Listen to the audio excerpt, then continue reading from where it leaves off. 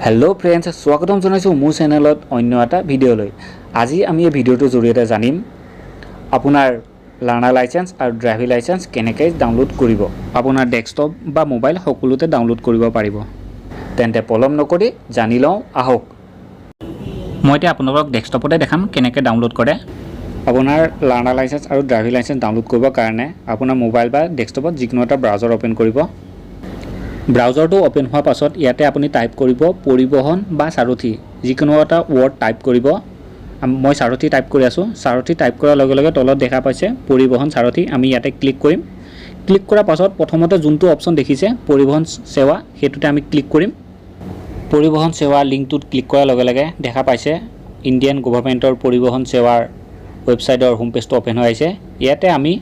ওপৰত দেখা পাইছে অনলাইন সাৰ্ভিস ইয়াৰ অনলাইন সাৰ্ভিসত ক্লিক কৰিব তাৰ পাছত আমি সেকেন্ড অপচনটোত ক্লিক কৰিম ড্ৰাইভিং লাইসেন্স ৰিলেটেড সাৰ্ভিস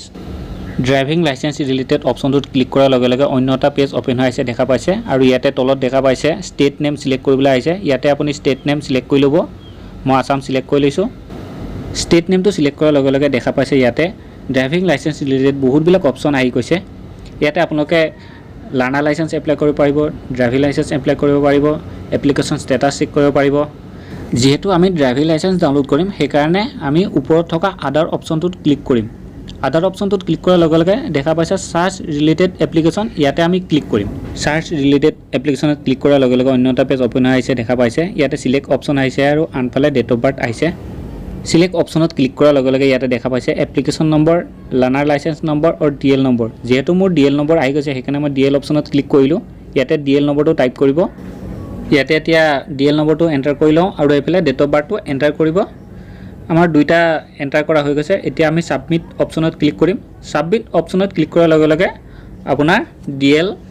ডিএলৰ গোটেইখিনি ডিটেইলছ শো কৰিব চাওক দেখা পাইছে ইয়াতে গোটেইখিনি আমাৰ শো কৰিছে application number application date RTO name এতিয়া আমি ইয়াৰে ড্ৰাইভিং লাইসেন্স নম্বৰটোত ক্লিক কৰিব লাগিব ড্ৰাইভিং লাইসেন্স নম্বৰটোত ক্লিক কৰাৰ লগে লগে দেখা পাইছে আমাৰ ড্ৰাইভিং লাইসেন্সখন শো কৰিছে তলফালে দেখা পাইছে প্ৰিন্ট অপচন আছে আমি এটা প্ৰিন্ট অপচনত ক্লিক কৰিম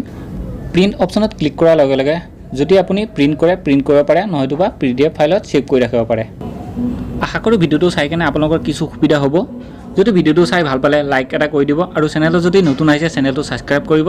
তেন্তে ভিডিওটো চোৱাৰ বাবে ধন্যবাদ আকৌ নতুন ভিডিওত লগ পাম